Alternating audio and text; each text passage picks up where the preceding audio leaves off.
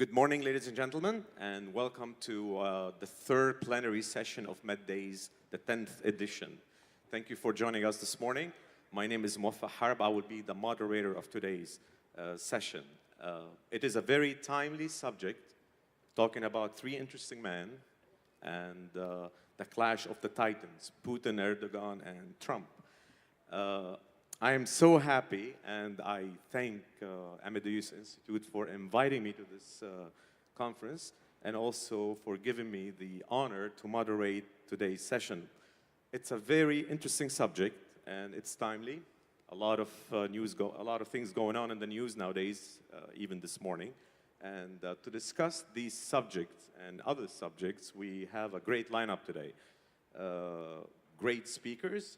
And for those who attended the previous MEDays conferences, you would probably recognize all the speakers on the panel today.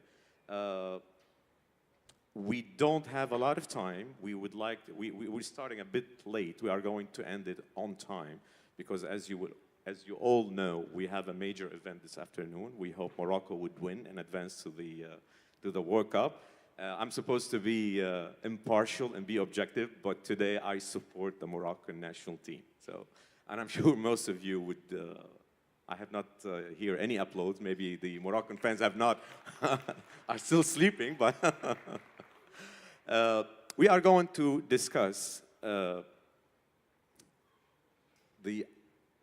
policies, attitudes, policy objectives of three major presidents in the world arena: President Trump, President Erdogan, and President Putin. They may have a lot of things in common, and I would leave that to the panelists. And I would like to start with my friend, and he is a well-known expert, not because he was the former foreign minister in Turkey, but from previous conferences, we have benefited a lot from his insights and his deep knowledge of world affairs, especially in the Middle East, and his understanding of the Middle East and what goes inside Turkey as well, and international relations. So I am delighted and honored to introduce Minister Yasar Yakis, and please, we have 5 minutes for every panelist, and then we open the floor for Q&As. Sir. Thank you very much. 5 minutes, of course. One can speak about these three persons in 5 minutes and also in 5 weeks. So we will do the minimum. Let's start with the 5 minutes today. Okay, today. Clash between these three leaders. In Erdogan's case, it is slightly different because there was a clash between Erdogan and Putin at one time. But now there is overlapping interest and they do not clash any longer. It started when the Turkish-Russian relations were going on very smoothly. They had cooperation in the Caucasus, in Central Asia. But in the Middle East, of course, Turkey's interest and the Russian interest did not coincide.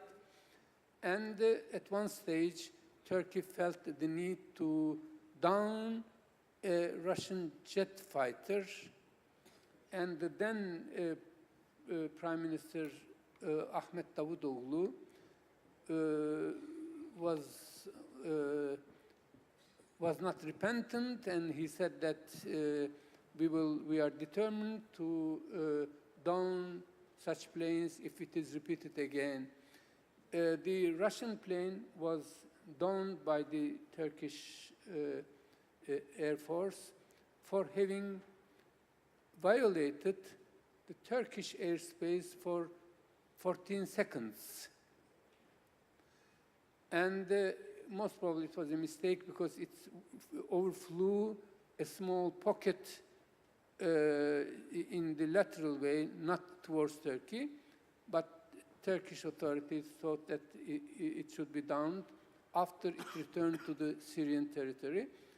And that Putin considered this as being stabbed from behind by Turkey, and he took very harsh imposed economic sanctions on Turkey, on the import of the Turkish vegetables and fruits, which is a very, very important export item for Turkey, and also stopped or suspended the negotiations for the construction of a nuclear facility in Turkey, and also the construction of a pipeline, gas pipeline, which was called Turkish Stream, which was going to carry 62 billion cubic meter of gas from Russia through the Black Sea to Europe. So it was also going to be suspended. Then, in order to change the course, Russians asked that Turkey should apologize in a written manner and also pay indemnity for the death for killing of the pilot who ejected himself when the jet fighter was shot. And when it was coming down, he was killed by the opposition fighters on the ground. So Turkey agreed to apologize, and the relations started to turn the other way around. That's smoothen. Now Turkey and Russia is cooperating very closely in Syria. So this incident, or the two incidents, shutting down and apology, allowed Turkey to adjust its Syrian policy to the reality in the field. So it was a good omen. As to the clashing, this time it's a clash between Erdogan and Trump. There are several subjects between Turkey and United States to be solved. One of them is the support extended by the United States to the Kurds in Syria, especially in Syria, also in Iraq, but more so in Syria, and the supply of weapons to them, and also offering other facilities. Turkey is very much angry because Turkey considers the northern Syrian, or the organization PYD, which is the political party, the strongest Kurdish political party in Syria. And Turkey considers them as an expansion or extension in the Syrian territory of the PKK terrorist organization in Turkey, which is also recognized as such, as a terrorist organization by the United States. This is one of the subjects. Second is the purchase by Turkey of the Russian S-400 missiles.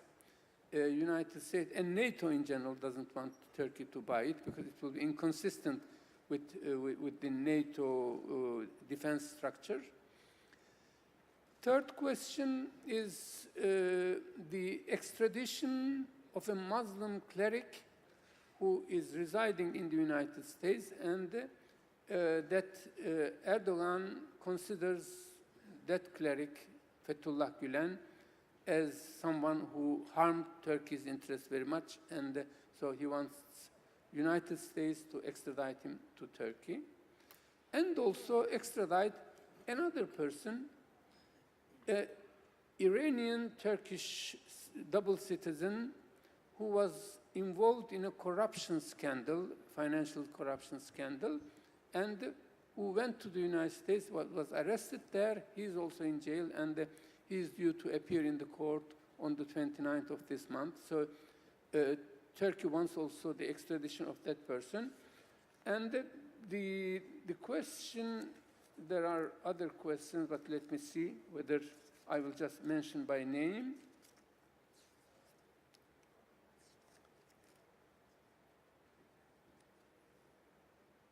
Turkey's support for Qatar in the clash between the four Arab countries, that's to say Saudi Arabia, United Arab Emirates, Egypt, and Bahrain on the one hand, and Qatar on the other side.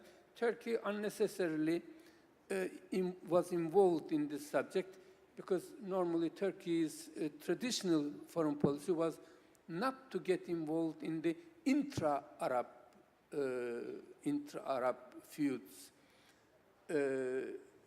because the Arab countries consider the intra-Arab disputes as a family affair, and they do not want non-Arab countries to interfere. Ultimately, when they reconcile, what one Arab country did to another Arab country will be forgotten, but what Turkey did to one of these countries will not be forgotten. For this reason, Turkey should have kept away from this. These are the subjects that now perhaps cast shadow on Turkish-US relations. It's a clash. Thank you very much. Before I move on with the second panelist, I would like to ask a question about, you said Turkey had to adjust its policy in Syria. What do you mean by adjust? And second, do you see President Erdogan closer to Russia today than to Washington?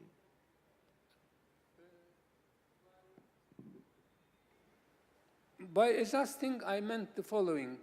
Turkey, thinking at the beginning, together with Mrs. Clinton, to be on the right side of the history, they turned out to be on the wrong side of the history, because international community, Euro-Atlantic community, together with Turkey, thought at the beginning that the Bashar Assad's fall was imminent, so they should accelerate this by giving support to the opposition. This was a wrong policy for Turkey, for two reasons: because it was not guaranteed that at the beginning he was going to fall soon.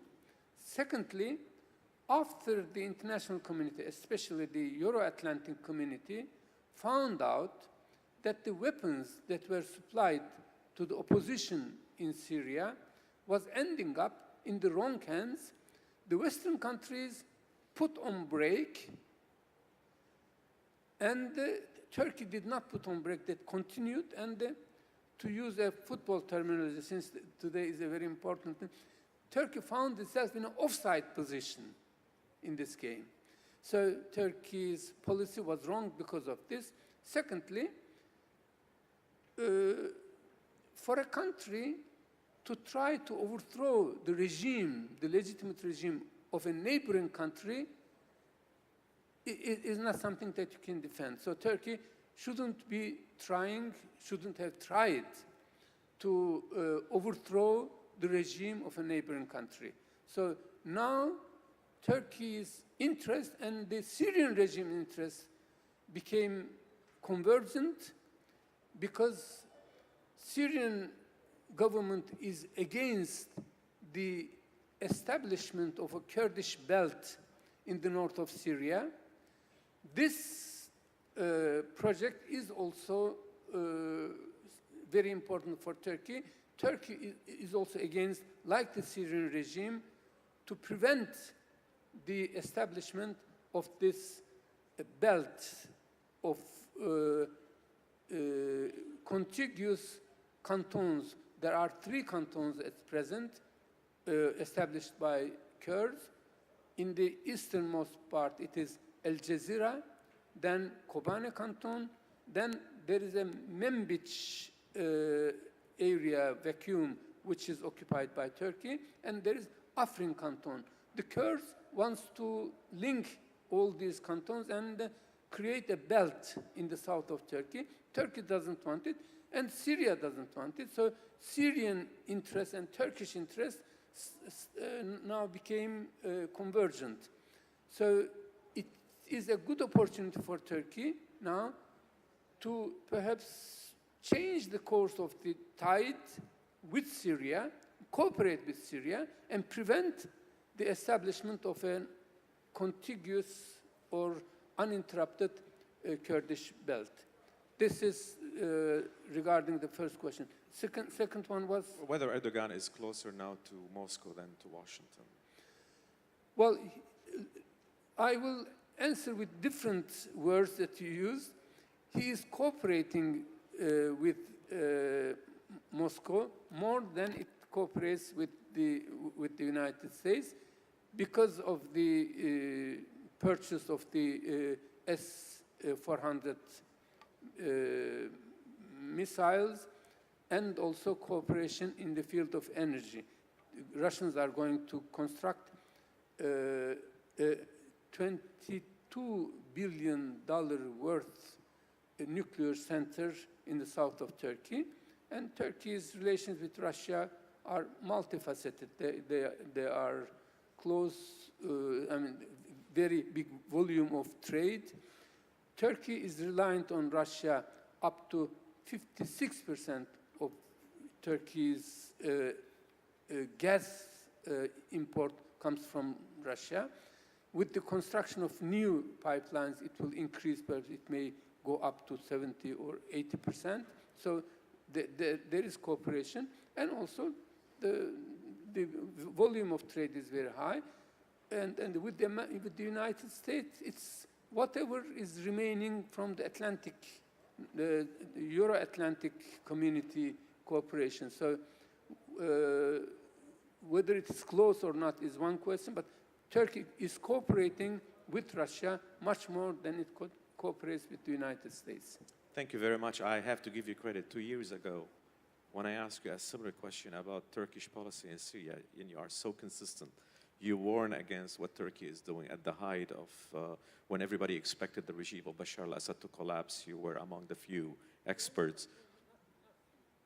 Well, he wants exclusivity. Okay, I'll give you that one. Okay. So I salute your consistency, and thank you very much for your insight this morning. And now I move on to PJ Crowley. You have a lot of things on your plate. Please don't restrict your thoughts on the Turkish-Syrian theater. Can you expand it to other areas of... Oh, absolutely. Thank you, PJ. I thought I would start by perhaps disaggregating the title of the panel. I don't think that either of these leaders are what you would call titans. Each has taken activities in the domestic political context that have actually weakened their standing, beyond their borders. No one is going to accuse Vladimir Putin of being a Democrat, small d. Erdogan was a constructive political force, dynamic political actor for a period of time, but what he has done more recently to basically set himself up as a one-man rule in Turkey has damaged his brand beyond Turkish borders. And Donald Trump has come to power with a very limited political base in the United States, and the world is still trying to figure out, what he's going to do. I also think that while there are personal dimensions in the relationship among the three leaders, Putin orchestrated a campaign to interfere in the 2016 U.S. presidential election. It started as a personal animus between himself and Hillary Clinton, the former Secretary of State. I think the fact that Trump was the beneficiary of the dynamic created by the Russian influence campaign, was a bonus. And as the foreign minister has said, there is a irritant in the U.S.-Turkish relationship in terms of the status of Fethullah Gulen, which Erdogan does in fact take very personally. But if you step back, what is guiding the relationship among the three leaders and the relationship among the three countries is how they define their national interest, and also what is the capacity of each country to be able to advance those interests. And that capacity varies. The United States is the only true global power in the world. And it's the only country with a very significant foreign policy that affects every inch of the globe. Russia is a revisionist power that largely defines itself not more in terms of what it's against, than in what it's for.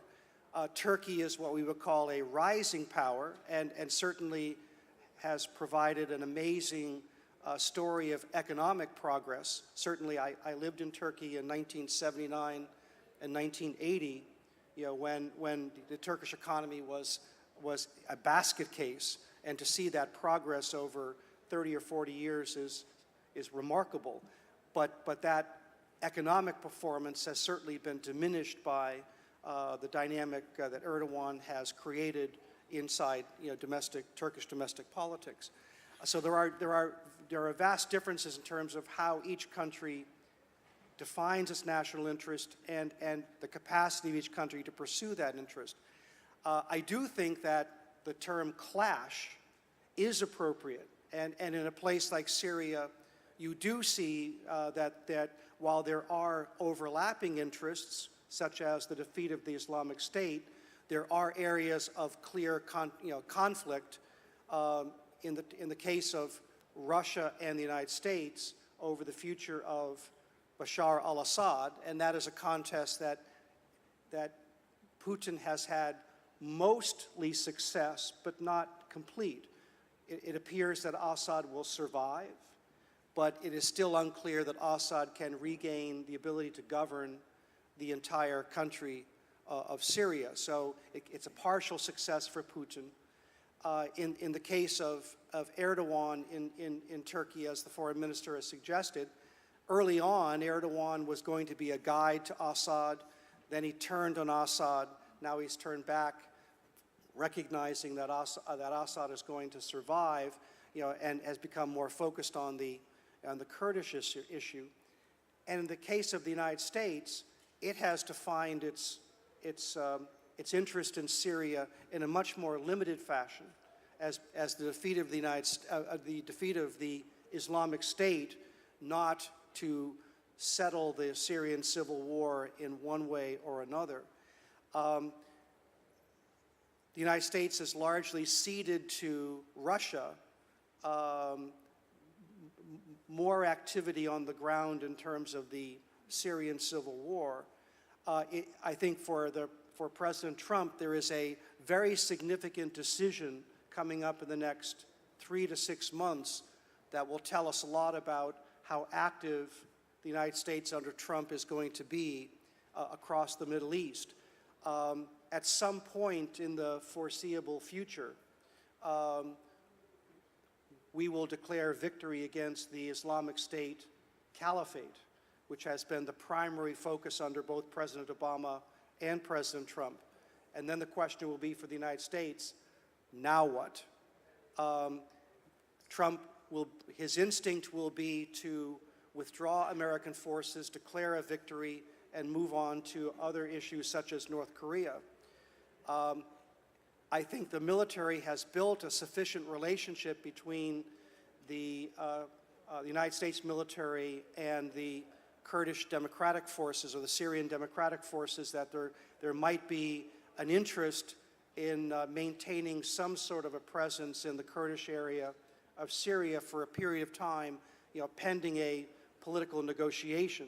And that would perhaps block the Turks from moving militarily against the Kurds, which is their significant interest in Syria.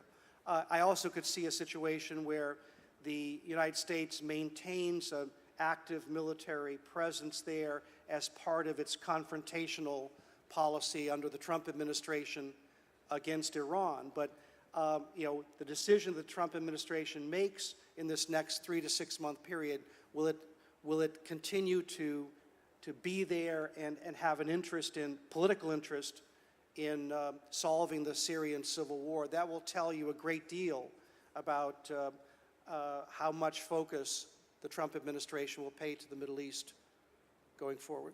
Thank you, PJ. Before I move on to the third panelist today, I have a quick question for you. Mr. Yaki said that Turkey is cooperating more with Russia than the U.S. nowadays. Is it because President Trump turned his back to Turkey? Is it because Washington is not taking into account Turkish interests like it used to do in the past? Well, I think one should remember that Turkey and the United States are NATO allies, and that is a meaningful relationship. And the United States has pledged to come to the aid of Turkey and vice versa. That's the nature of that relationship. Now, within that relationship, is there clear tension? Absolutely. Erdogan is very unhappy with the United States as it has supported not just the Syrian Democratic Forces, but the YPG in particular, which Erdogan sees in the context of its ongoing struggle with the PKK. And I think the longer that the United States hesitates, Turkey has expressed, has formally petitioned the United States to extradite Fethullah Gulen back to Turkey as part of the Erdogan government's response to the military coup in Turkey. The United States has taken no action on that request. There may not be grounds for an extradition. And the longer that goes on, that becomes a very significant irritant and will affect how Erdogan sees the United States as a friend and ally. Thank you very much, PJ. Mark, now I give you your 5 minutes. Please, no direct hit at PJ. I'm implementing de-escalation zones here today. So I'll talk about the three gentlemen in my context of interacting with them in a different time and space. With Mr. Putin, it was when he and Mr. Medvedev were young chaps working with Mr. Sobchak in what was still Leningrad, which became St. Petersburg. With Putin, it was in the beginning when they were changing, because my expertise was Central and Eastern Europe, so you should be careful not to extrapolate it. And with Erdogan, it was when he was running and then became the mayor of Istanbul. I think each of them perceives themselves as an agent of change, as an agent who doesn't like existing systems. Whether they then turned it into their own system, we can discuss. And so they have, start with Erdogan, first supported by the United States, after supporting the military, then supporting the military against him, then supporting him again, and a feeling that he could not rely on what we said. I'm not saying that's how I perceive it. I'm saying that I think this is his reality. I think Putin is similarly. He didn't like the changes. He was the KGB colonel in East Germany. He and I would communicate in German. Ich bin immerhin in Deutschland geboren. I was born in Germany. And so he didn't like the changes. He didn't like the Soviet Union falling apart. He didn't like that the KGB was being moved out. He didn't like Yeltsin's changes. He didn't like the US response. He didn't like the Russians losing their authority worldwide, or his perception that they were. He also completely disagreed with the split up. He always felt they need a strong hand, and after all, when you're a country that's thousands of kilometers wide and thousands of kilometers long, it's hard. And as far as Trump goes, you know, he and I dealt with each other when I was in one of the vice chair positions in the Democratic Party, and Howard Dean said, go out and talk to this guy and get a donation from him. And I said, I don't know the guy from Adam, but of course his wife had come from Central and Eastern Europe. And in those meetings in which I began to realize that I wasn't being listened to, I still finally said, look, this is a waste of time and I need to leave. And he said, finally somebody with balls, excuse my English. And all of a sudden he changed. And that is the way each of these three gentlemen are. Now the problem is, if you're in their chain of command, it isn't necessarily the case that they listen to you. So if you're speaking to them, it's not clear what percentage of what you're saying they actually are accumulating. And also, each of them doesn't like challenges. They don't really like people around them. Their reality is the only reality. And so now, is it a clash? Of course it's a clash. Is it a clash amongst three perceived titans in their own way? Yes, but it is now the reality. And I am not happy with how the United States has responded in a variety of ways, whether it comes from my perception of us recusing ourselves from international dialogue using drone attacks. And by the way, like PJ, I have a military background. He was in the Air Force, I was in the Army. And so you look at these things in a different way. Does it make it right or wrong? I can't say that, but here's how I feel. I would like a United States that's proactive and that works behind the scenes, as we always have, whether people like it or not. I would like a United States that's present in the realm that we've let the Turks, the Russians, and the Chinese move into, and or ISIS, and or other areas, because we are in a process of recusing ourselves, while Russia, Turkey, and China are in a process of engaging themselves. You can see that yesterday from the comments that Trump made during the ASEAN. PJ and I will disagree on a lot of things. We'll try to be polite to each other today. And so my feeling is that when you let something go, when you're not involved with it, that you therefore leave the gap for somebody else to come in. When Mr. Musa, where are you, Amra? You're somewhere here. I saw you. There you are. You know, I was a little nothing sitting in the corner when he and former Soviet Foreign Minister Boris Pankin at the changes, and he had a conscious idea that he wanted the Arab League to be more proactive. He didn't like the previous secgens, not as people, but how they approach things. And he did a lot behind the scenes to try to bring people together, even if you publicly disagree. What's the point of having offline meetings and being in the middle of a position to bring people together when you have the same animosity behind the scenes? So, my critique is this animosity isn't just playing itself out publicly, it's now also playing itself out behind the scenes, which I think is very, very bad for political, economic, and all the interactions that we have to do. Those are my comments, and then I'll be happy to answer questions. Thank you very much, Mark. A quick question for you before we move on with our next speaker. The two presidents, only experts and analysts, keep talking about clash between Putin and Trump. However, the two leaders, when they meet, whether briefly or whether it's a formal meeting, they rarely disagree. There's always a joint statement. Without going into the conspiracy theories and the investigation taking place in Washington, why would you attribute that? Do they have different priorities? You mean Trump and Putin? Trump and Putin, correct. Well, I mean, PJ's already mentioned there are several interests that, although he mentioned it about Turkey, but you know, even Russia and the United States have interests behind the scenes.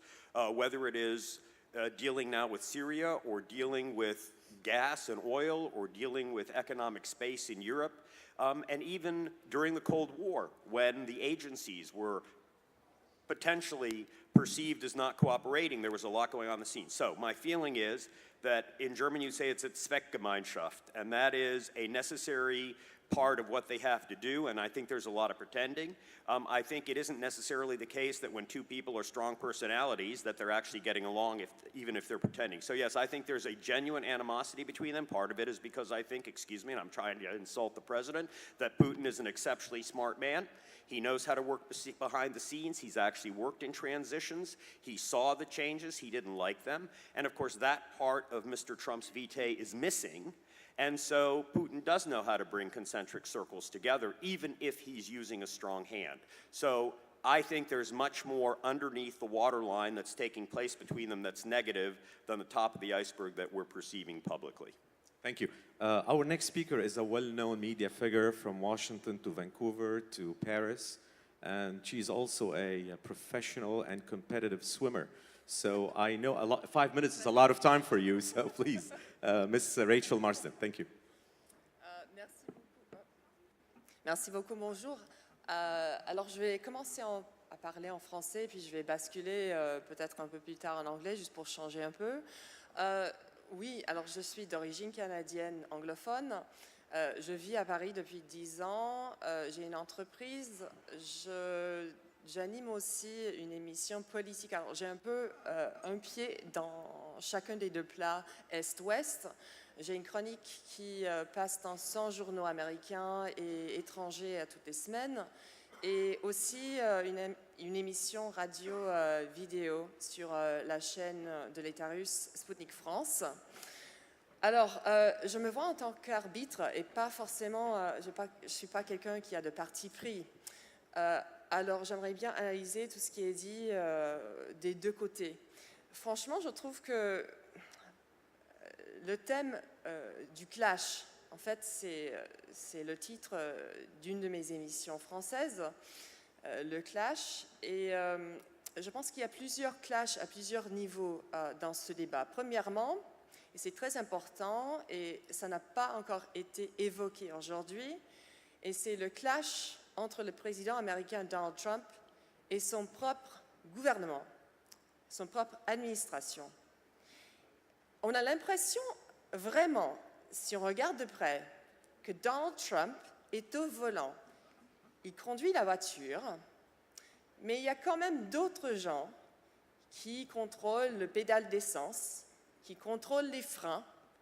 Et ces gens-là, c'est l'État profond, et je sais bien qu'ils n'aiment pas du tout ce terme-là, mais c'est l'État profond washingtonien qui semble ne pas être très synchronisé avec la volonté du peuple américain aujourd'hui. Alors, c'est lui qui est élu. On peut bien dire que, OK, il n'a pas une bonne base, comme on a déjà entendu aujourd'hui. Il n'a pas la base, la masse électorale d'avoir été élu, mais il était quand même élu. Et on entend plusieurs excuses aujourd'hui, même 9 mois plus tard, 9 mois après l'élection, on entend que il y avait une ingérence de la part du Kremlin.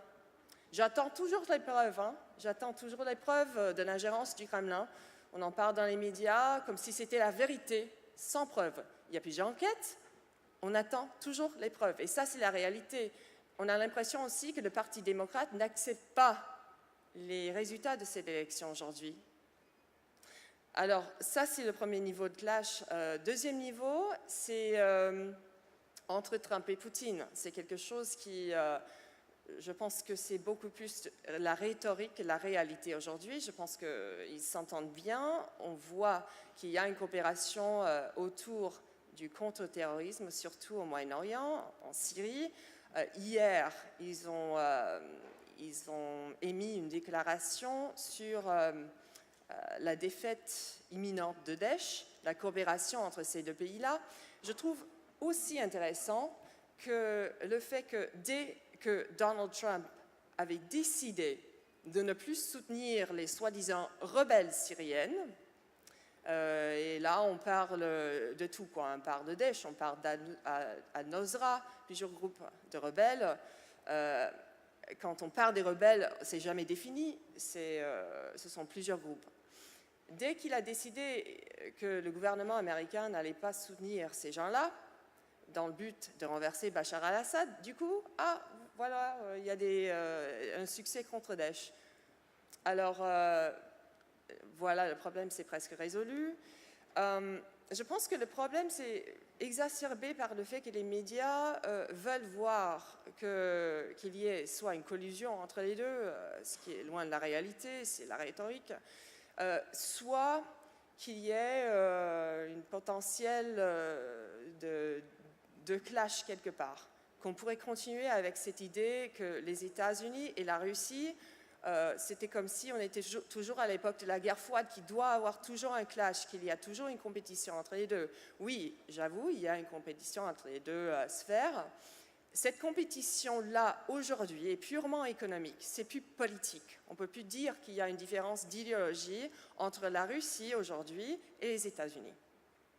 Alors, c'est purement économique, et pour parler de cela, et ça touche aussi la question de la Syrie, j'aimerais évoquer les mots de l'ancien chef de la DGSE, le service de renseignement extérieur français, Alain Juillet, quand il a témoigné devant le Sénat français. Il a expliqué que c'était en 2010 que c'était découvert qu'il y avait le plus grand réserve de pétrole au monde en Iran.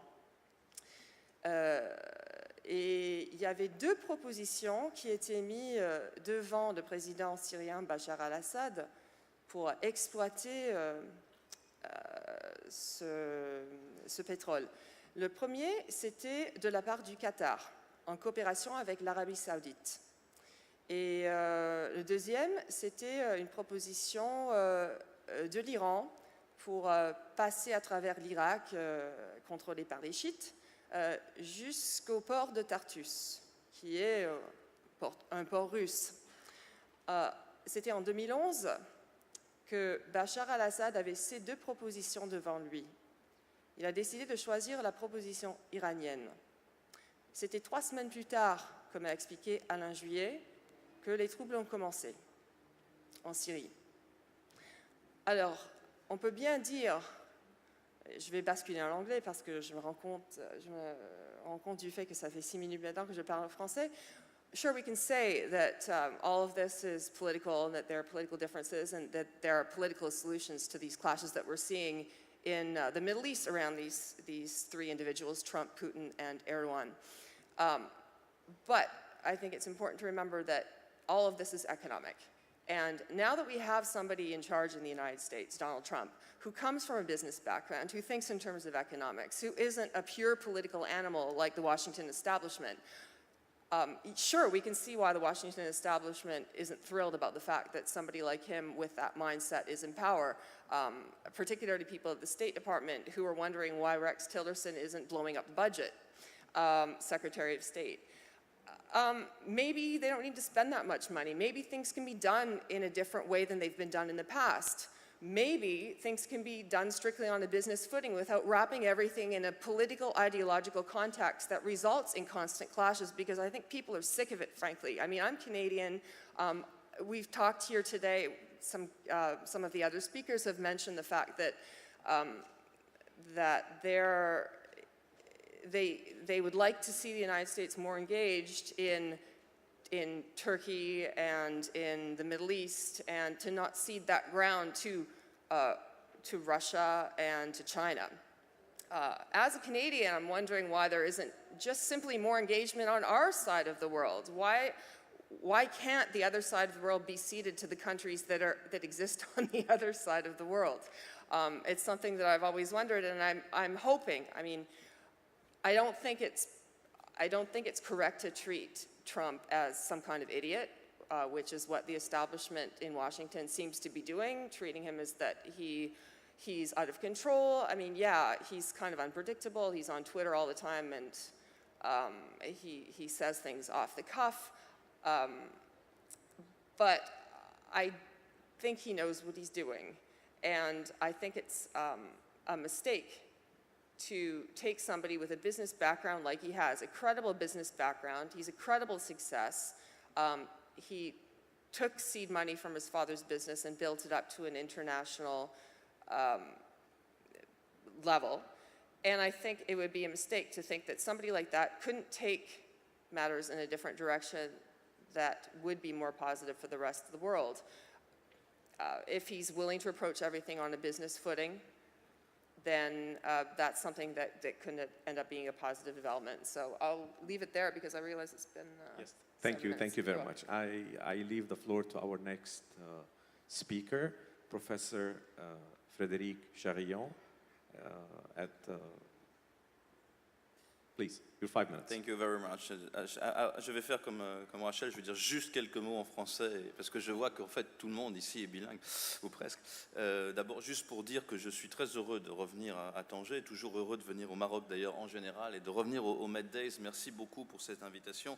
Je vais essayer juste de voir deux points, un peu pour essayer d'élargir un tout petit peu le propos sur ce trio. Je ne sais pas si c'est un trio infernal, mais sur ce trio Trump, Poutine, Erdogan, en posant deux questions. La première, c'est de savoir de quoi est-ce que ce succès de ce type de personnalité est le symptôme dans les relations internationales, et ensuite quel peut être l'impact du succès de ce type de combinaison dans les relations internationales. So I will just switch to English, but we can of course discuss in French or English afterwards. The first observation is that there is a time for strong men. There is a demand for strong men in international relations, which is a little bit worrying in a way. And they are not the only ones, because today we're talking about those ones, but probably Xi Jinping in China is in the same trend, and maybe new ones in the Middle East, and maybe probably in the Gulf. We are witnessing the emergence of this kind of personality in international relations. So of what is it a syndrome, or of what is it an instance, and what could be the impact of it? Of course, we are talking about three very different situations. Trump, Putin, Erdogan are in very different worlds, but they have a common point, which is that they belong to this category of strong men.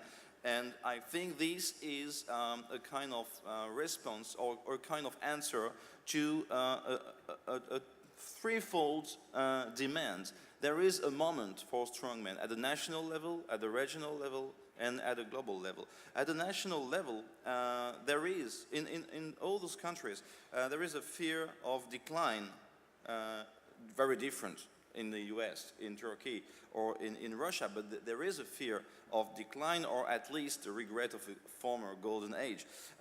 There is also an economic gap, deeper and deeper, between the richest part of the population and the poorest part of the population in those three countries. There is a feeling, a quest for, or a kind of demand for isolation from the rest of the world, a fear from the rest of the world, and maybe sometimes a feeling of humiliation in at least two of the three countries in Russia and in Turkey. At the regional level also, I think we are witnessing the return of imperial foreign policies. Imperial in the sense that there is a broader cultural and historical sphere of influence with historical leaders in the regions, and there is a reaction to globalization which probably tends to choose a strong man who embodies the cultural past and the cultural tradition rather than a hazy globalization. And in these regions, there is a reaction to globalization, plus a reaction to what is seen as an American decline, and especially after Obama's hesitations during 8 years. And also at the global level, I think there is a moment when people in certain regions are happy to see the end of a certain political correctness.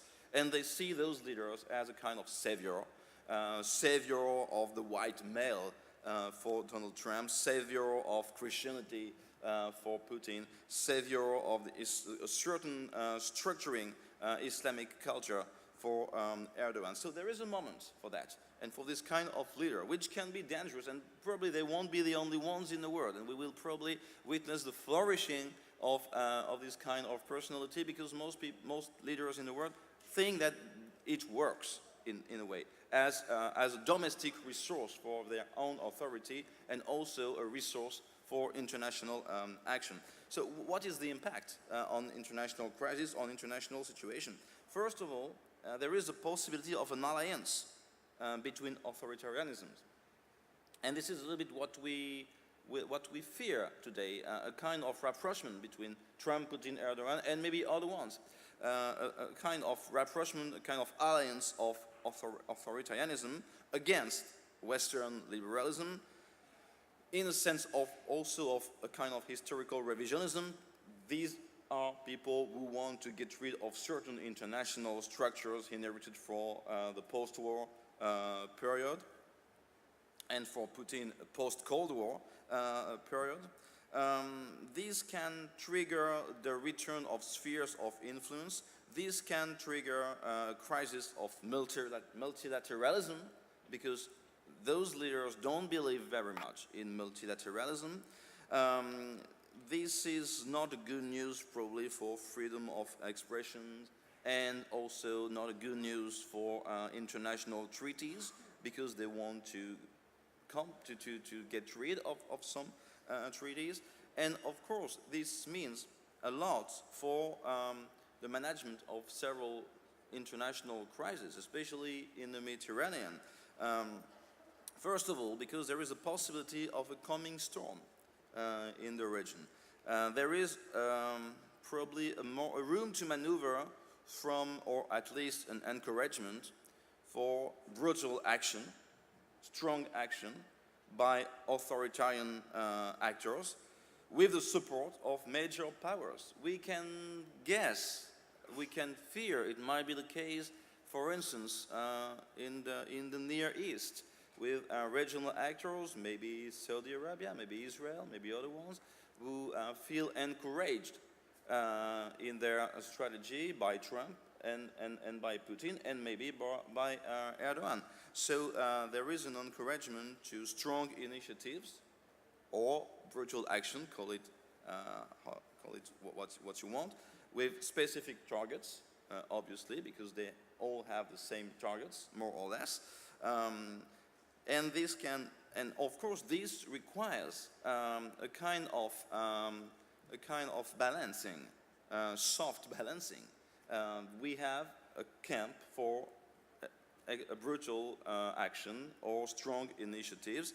This is not compatible with multilateralism, and so probably this will take a renewal of dialogue, of track 2 dialogue, like the ones organized here by the MEDays. It needs to bring the population and societies and social dialogue back in with other countries whose initiatives, I don't know, probably countries like Morocco, like France, like other ones in the Middle East. But what is very striking is that the success of people like Trump, Putin, Erdogan is very telling today. It is dangerous in a way. We can criticize it. We also have to admit this is the answer to a certain demand in the world. Trump was elected, like it or not. Putin is popular, like it or not. Erdogan has won elections, or when he loses elections anyway, he triggers another one, so he wins the second one. But they have been elected, and they have some support, like it or not. And so this means that there is a need, there is a demand in certain societies for this kind of action. So we have two solutions. Either we just criticize them on the social networks and that's all, or we try to take new initiatives, multilateral initiatives, track 2 initiatives, inter-regional dialogues, especially like the ones we are having in the MEDays. Thank you very much, Professor Charillon. Before I open the floor for a few questions, I would like to ask you a quick question.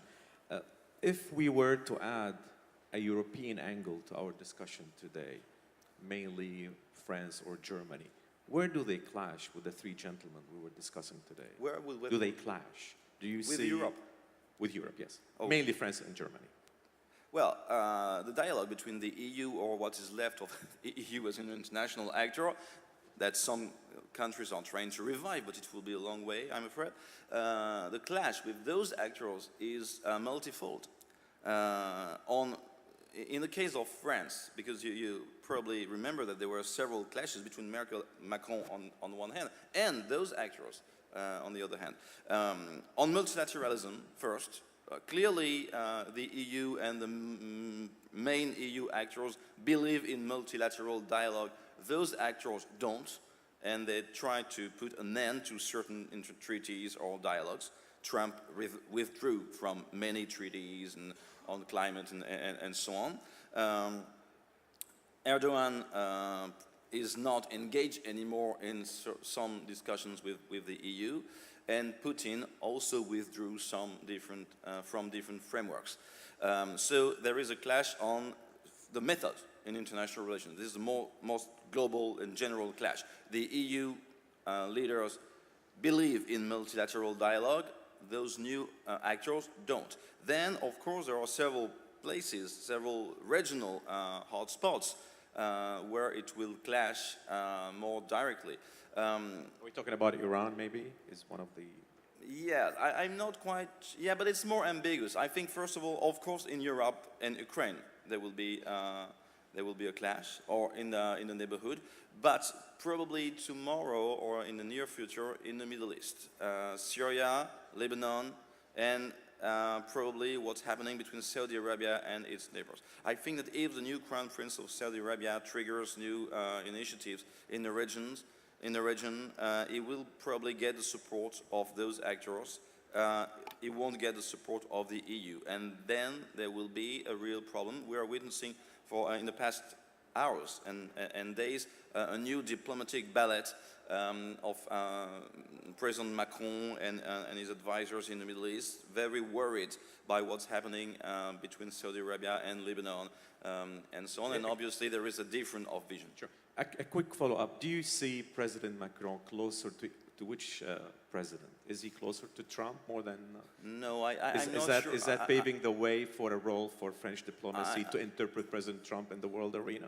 Well, obviously, he's much closer to other leaders like Justin Trudeau or Merkel and others, but his method so far has been to be very polite and to encourage dialogue with them. What is very important is that he never wanted to be mean or with people like Trump. He invited Trump in Paris for the National Day. Nobody wants to be mean with Trump anyway. Yeah, many people want to be mean with Trump. So, but obviously, what is striking is that if we can try to guess, Macron's method is very tough on the substance, but very cordial in the dialogue. And it's the same with Putin and with Trump. Yeah. Thank you very much. Now I open the floor for Q&As. Please, before you ask your question, state your name, the organization you work for, and remember, a question, not a speech. رجاء قبل السؤال التعريف عن نفسك وأن يكون سؤال ليس محاضرة ولا مداخلة. لا يوجد لدينا الكثير من الوقت وأريد إفساح المجال لأكثر عدد من الأسئلة. Please, first question, the gentleman in front right here, please.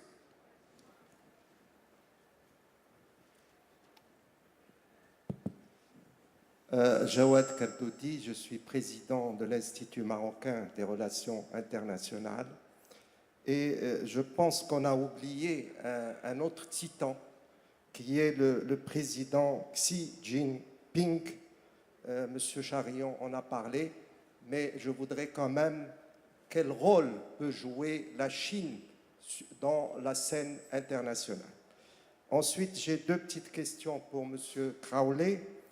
Concernant le Kurdistan, est-ce qu'il n'y a pas une marche arrière des États-Unis qui ont toujours appuyé les Kurdes et qui, dernièrement, après le référendum, les ont laissés tomber? Il faut dire les choses telles qu'elles sont. Je voudrais comprendre pourquoi. Et enfin, ma dernière petite question, ce qui se passe actuellement en Moyen-Orient et surtout entre l'Asie et l'Iran, avec actuellement le problème du Liban, je crains qu'il y ait une montée des tensions entre l'Arabie saoudite et l'Iran. Je voudrais savoir quelle est la position, toujours M. Crowley, des États-Unis sur cette tension entre l'Iran et l'Arabie saoudite à travers le problème du Liban. Merci. Can you try to make the answer I shorter will than the question, make please? the answers all. You're quite right about Xi Jinping.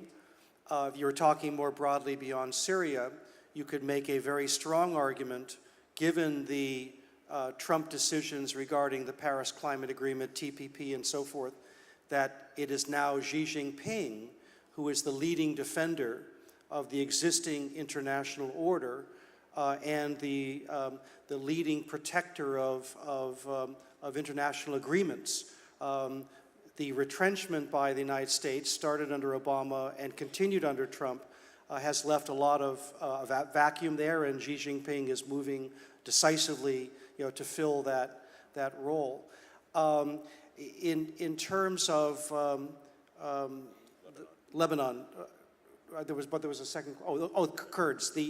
What guiding the United States? I agree with you that the United States policy is muddled, but overarching, what the United States believes is the territorial integrity of Iraq. So it kind of has two ideas. One is protecting the Kurds, but dissuading them from becoming an independent state that may or may not be viable. And in terms of Lebanon, the backdrop of both in Lebanon and Syria is a actual war between Saudi Arabia and Iran. There's tension there, and I think the Hariri resignation in Riyadh is a manifestation of that. The missile that was launched by Yemen into Saudi Arabia is a dimension of that. And behind the scenes here is a power struggle inside Saudi Arabia. King Salman is breaking an enormous amount of princely China in Saudi Arabia, consolidating governance around a single line of the House of Saud. And so there you could end up with a new titan in the Middle East, in the crown prince when he becomes king. But if he's not careful in terms of how he plays these cards, he's going to create a great deal of adversaries. He's trying to neutralize them, but there could be a very significant unsettled time, in the House of Saud. Anyone wants to take a crack on the China question? Frédéric? Pardon, peut-être juste un mot sur la Chine. Je pense que la Chine est un acteur extrêmement prudent et extrêmement réservé, mais qui s'intéresse de plus en plus à la région, notamment à la Méditerranée. Alors, il y a une grande initiative qui est la route de la soie, nous le savons. La Chine a des méthodes extrêmement différentes d'autres puissances. Elle n'aime pas choisir un camp. Par exemple, je crois qu'il ne faut pas attendre de la Chine qu'elle dise « je préfère le Qatar ou l'Arabie Saoudite plutôt que l'autre ». Voilà. Ça, nous ne le verrons probablement pas, mais elle va essayer d'être de plus en plus structurante dans la région. D'abord, économiquement, elle l'est déjà, mais l'étape supérieure, ça va être sur le plan diplomatique. Et bien sûr militaire à partir du moment où elle va commencer à avoir des implantations à Djibouti ou ailleurs. On le voit arriver, ça va être un acteur qui compte déjà. La question est de savoir quelle stratégie ensuite elle va appliquer. Pour le moment, la Chine n'a qu'une stratégie, c'est de défendre ses intérêts. Et elle n'intervient que lorsqu'elle a vraiment des intérêts nationaux. Elle n'est pas intermédiaire, elle n'est pas producteur ou proposeur d'initiatives. Mais si elle vient à le faire, que va-t-il se passer? C'est une question plus générale des relations internationales. Nous avons quitté l'époque où les initiatives de paix, de guerre et de tout venaient toujours à peu près des mêmes, étant États-Unis en tête et ses quelques alliés européens derrière. Nous sommes entrés dans une époque où nous allons voir se multiplier des initiatives de puissances qu'on appelle émergentes, de façon un peu rapide, parce que la Chine, ça fait quand même plusieurs millénaires qu'elle est plus qu'émergente. Mais nous allons voir la multiplication de ce type d'initiative. On l'a déjà un petit peu vu sur le nucléaire iranien. Il y avait une première tentative Turquie-Brésil. Sur la crise syrienne, l'initiative est maintenant russo-turco, etc., le processus d'Astana. Il n'est pas iranienne, et il n'est pas occidental. Je pense que la Chine va de plus en plus prendre part à ces processus. Elle ne l'a pas encore fait. Le jour où elle le fera, ça changera tout. Rachel, please. Je voulais juste rajouter que je suis d'accord avec ce qu'il vient de dire, mais je pense que ça souligne aussi les enjeux chinois, souligne aussi aujourd'hui l'importance de traiter les choses d'une manière économique et beaucoup moins politique, parce que la Chine, c'est bien connu, a une politique étrangère de non-ingérence purement sur le plan politique. Mais on sait bien que sur les plans économiques, la Chine, elle est partout. Alors je pense que si on voit l'émergence de leaders comme Trump, qui est vraiment ancien businessman, connaît bien les enjeux purement économiques, en fait, on dirait qu'il voit tous les problèmes politiques par biais uniquement de prisme économique. Ça pourrait bien servir dans les enjeux par rapport à la Chine. Et on vient de voir aussi qu'il vient de boucler quelques accords valant plusieurs milliards de dollars avec la Chine lors de la dernière semaine, lors de son tour asiatique. Alors je pense que je vais juste rajouter ça. Thank you. I have room for two questions. The gentleman here and another question right here. Please go ahead. And he's next. Please name and affiliation, and who do you want to answer your question? Good morning. My name is Nabil Adil. I'm professor of geopolitics, and I want to address my question to Mr. Ellen Bogen. You seem very sad that the United States are not more proactive, but don't you think you are witnessing a decline of the single power nation in favor of other rising nations? And as you come from a military background, the rules of engagement have changed, and now we're witnessing more active global powers, and that the US do not have the means of their policy as they are under heavy burden of debt, and with the economic difficulties, they cannot finance any more interventions around the world, and that we are witnessing more and more rising powers that can challenge the US supremacy. And just one other thing, and on the Iranian subject, I want you to have your opinion, please, regarding the attitude of Donald Trump in this case. He is denouncing what was signed by President Obama, and it will open the door to many instabilities in the world, as the basic rule in international law is the continuity of the contracts, and if one administration it is yes, clear. Yes, yes. Before you answer, Mark, let me take the second question, and then we conclude. Yeah, let's take a few questions. Exactly, that's the idea. Please go ahead, sir. My name is Andrew Leung. I'm a China strategist. I'll be speaking later on North Korea. But the question is that it's with reference to the remarks that the other titans, they seem to be all against multilateralism, and they, of course, they're more assertive, and they tend to break treaties.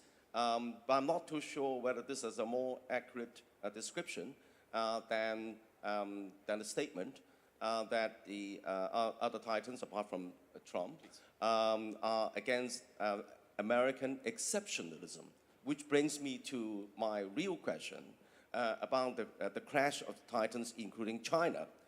Because after the Second World War, there was the American Pax Americana, and then the rising powers see that they have a space. They have the space in this new world where so many things are changing. So I'd like the panel to address what are the dynamics of the vision of these titans, what is their vision of their country in this changed world, and how these visions clash with one another. Thank you very much. Yeah, thank you very much. Please, the gentleman right here, please, in front. Can you stand up, please, so she can hand you on the mic? Yeah, I will. Merci, Monsieur le Président. Hassan Saoud de l'Institut royal des études stratégiques. Ma question concerne évidemment ces trois leaders. Dont le dernier américain, je pense qu'il est le moins autoritaire et celui qui a le moins la tête de l'emploi. Alors, ma question justement pour M. Trump. Si demain il va aux Émirats ou ailleurs et qu'il signe un contrat d'armement, va-t-il souffler un autre discours? Là où il passe, et selon ses intérêts, bon, il reste l'homme d'affaires. Et donc, ce bonhomme-là, est-ce qu'il a un sens de la géopolitique et de la géostratégie et pas? Deuxième question pour M. Chatillon. L'OTAN et la Turquie. Cette ambiguïté d'un maillon important otanien, et dans les événements d'il y a peu, on n'a pas compris qu'est-ce que la Turquie vis-à-vis de l'OTAN. Est-ce que son attitude n'affaiblit pas cet organisme quand même qui a sa place sur l'échiquier régional dont on parle? Thank you very much. Hussein, please, next to you, hand the mic. Quick, Hussein, no speech. Okay, Question. Thank you very much for giving the opportunity to students. I am Hussein bin Said, student of law. I want to ask you about, surely there is one titan missing is Xi Jinping, President of China. But I'm going to ask you to ask Mr. J. Crowley and Ellenbergen and Sharian. One question, go ahead. One question about Venezuela and the military base of China in Djibouti, just less than 4 kilometers far from the United States military base in Djibouti. Okay, thank you very much. Last question back there, please. No, the lady back there. We took a lot of questions from this side. All the way in the back, please. Voilà. Bonjour, Leila Kaderi, classe préparatoire ici à Tanger Économie. Merci pour tous les intervenants. Je voulais juste poser une question à propos de l'Afrique. J'ai remarqué que rarement on parle ici d'Afrique, qu'on ne parle pas du tout d'Afrique. Tous ces leaders, comment ils situent l'Afrique? Quelle est leur position à propos de l'Afrique? Et est-ce qu'elle n'est pas négligée? Thank you. Merci. Thank you. 1 minute for every speaker if you find you have an answer to any of the question posed. Starting by you, Frédéric. 1 minute, please. 1 minute. First of all, Turkey, NATO. Oui, Turquie, OTAN. Oui, évidemment, ça pose un problème. Ça pose un vrai problème parce que nous avons là un acteur qui est sur une dérive qui n'est pas entièrement dans le sens de la démocratie. Enfin, il y a des problèmes avec les journalistes, il y a des problèmes avec l'expression. L'OTAN est plutôt un club jusque-là de démocratie libérale. Et puis, il y a des différences géopolitiques majeures sur des dossiers comme la Syrie, etc. Il y a un malaise. Je n'ai pas de réponse à votre question. Je peux juste vous dire que dans des réunions nombreuses de l'OTAN, il y a un malaise. C'est-à-dire que souvent, nos partenaires turcs nous disent que ça ne change rien. Il est évident que ça change plein de choses. Et pour le moment, nous n'avons pas la réponse, mais la Turquie continue évidemment de faire partie de l'OTAN. Bon.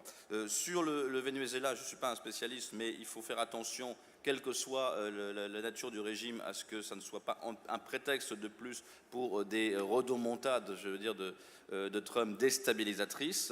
Il y a déjà des cas déstabilisateurs comme le Venezuela.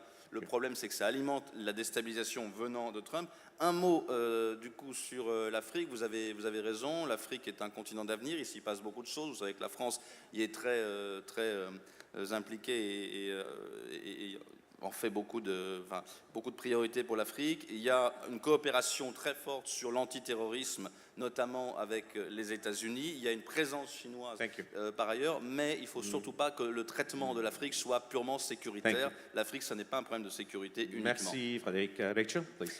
Sure. I'll address the gentleman's question on China and multilateralism vis-a-vis these leaders that we've been talking about today.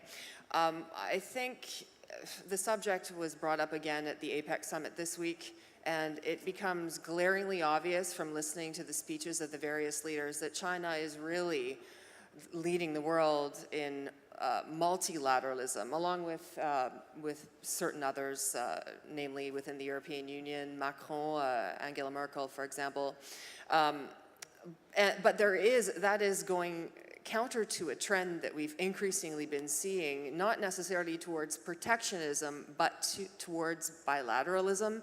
As you know, the United States, Canada, and Mexico are in the process of reopening after decades the NAFTA agreement, the free trade agreement between those three countries. Trump would like to move more towards bilateral agreements rather than multilateral agreements, citing the Trans-Pacific Partnership Agreement that was struck under President Obama, for example, using that as an example of something that he doesn't want to be locked into like a straitjacket. However, I think the reason why, and I think it's important to address the reason why we're seeing that reversal of trend from multilateralism back to bilateralism, I think it's partly because a lot of people think they're being scammed. I think a lot of populations are starting to think that, okay, we know that one of the big multilateral agreements is struck under the concept of climate change. And there's a sense that climate change is a big scam, and it's just simply a means of taking money from people in developed countries and transferring them to citizens in underdeveloped countries, and there's a lot of questions around that, and Trump has evoked that as well. So I think that's why we're seeing a trend. People are starting to question it, and the elections that are taking place, electing figures like Trump, are reflecting that. Thank you. Thank you, Rachel. Mark, please, brief. 1 minute. Iran. I personally wasn't in favor of the agreement with Iran. I think it's okay to challenge them. I think it's okay for countries, even the US, to challenge these things and others too. I don't think just because you challenge things and are proactive, it necessarily means you're going to bring in your forces. It simply means that you're having a dialogue. So maybe I should use the word having a dialogue, even if it's offline, than just sitting around and waiting for things to come. And that's very military as well. As far as, I missed one of your questions and I apologize for that. Against US exceptionalism, well, I think the US is recusing itself internationally. Russia is going on the offense internationally, and China's vision is to be multilateral. That's my short answer. Is there a geostrategy? I think that's the geostrategy. I don't personally agree with it. I've mostly been an internationalist, a child of the Cold War. What does Turkey expect from NATO? Was that the question, or what does NATO expect from Turkey? What was the question? You pick. We don't have to go back. Okay, so NATO, Turkey doesn't know what to expect from NATO because it's removed all its officers and put in new people, and it's calibrating. What does NATO expect from Turkey? Mata Hari. As far as Venezuela, I think, unfortunately, those kinds of mini titans are falling out. Look what's happening in Cuba, Venezuela, but they need to be dealt with, and it's like a mosquito flying around your ear with malaria. 30 more seconds, sorry. No. Djibouti, I think it's okay if the Chinese have bases. The U.S. has bases all over the place. As far as Africa, I'm sorry that we're idiots and don't focus on it more. And of course we should, but especially when it comes to water and population and food and health and all those sorts of things, and that would be my way of focusing on it. He took your 30 seconds. You have only 30 seconds. He's a spokesman. He speaks too long anyway. I would say we are paying a lot of attention to Africa. We need to pay more. There are good news stories in Africa. What's happening in Liberia, for example, with a second successive peaceful transfer of power is remarkable in this part of the world. I want to address an answer to my Chinese colleague here. Vladimir Putin in 2013 put an op-ed in the New York Times. He said it's dangerous for any country to consider itself exceptional. I think he was wrong. What makes the United States exceptional is that it has alliances that are based on shared interests and shared values. It's different in having relationships based on simply mercantilist interests. American exceptionalism doesn't preclude Chinese exceptionalism or Iranian exceptionalism or Moroccan exceptionalism. I think I would say what is changing is the concept of American indispensability. Thank you. The United States has made itself less dispensable in places like Syria and places like Libya. Thank you, PJ. Mr. Yakis, please, briefly. Thank you very much. Merci beaucoup. Je vais dire quelques mots sur l'attitude de la Turquie envers l'OTAN. La Turquie a décidé d'acheter les missiles soviétiques, pas en pensant que ça va augmenter la capacité de défense de la Turquie, mais comme une réaction à l'attitude des alliés de l'OTAN, parce que la Turquie a voulu acheter des missiles et les alliés de l'OTAN ont attaché des conditions que ces missiles ne peuvent pas être utilisés dans certains domaines. Plus, ils se sont refusés de donner le transfert de technologie. La Turquie s'est tournée vers la Russie. Bien sûr que les missiles qu'elle va recevoir de la Russie ne seront pas compatibles avec l'ensemble de la défense de Turquie, mais c'est une question de réaction plutôt que d'utilité. Thank you very much. Please, on behalf of my colleagues on the panel, I thank you for being with us today, and please join me in thanking the speakers for their insights. Thank you very much. And good luck, Morocco, this afternoon.